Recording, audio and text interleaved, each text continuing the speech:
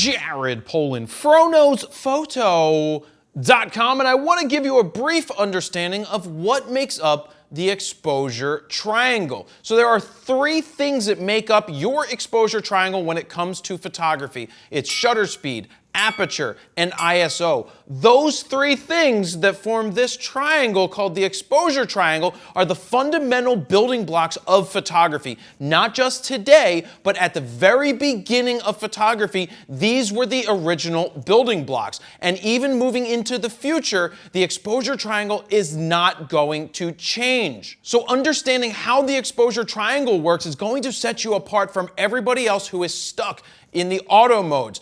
You have to remember this: cause and effect. If I change one thing, something else is going to happen directly related to what I changed. So if I change my shutter speed in one direction or the other, that's going to directly affect my aperture and my ISO. So when you make tweaks, my recommendation is to tweak one setting at a time. So when you take a test shot and you look at it and you're like, I need to change it because it's wrong, don't change three things. Don't change two things. Change one thing at a time. If you try to change multiple things at once, you're never going to get the proper exposure. So the exposure triangle, though it may sound scary, it really isn't. Once you understand that the shutter speed changes due X, and that aperture changes due Y, and ISO changes due Z, you're gonna then have a better understanding of how to get the proper exposure. It sounds scary,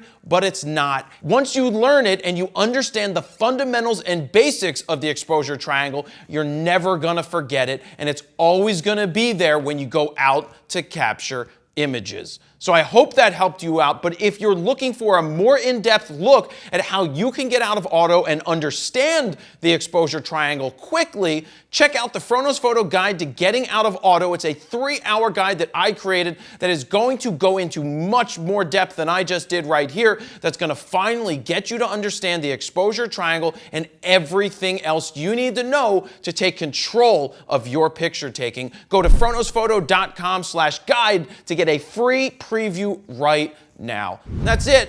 Jared Polin, FroKnowsPhoto.com. See ya.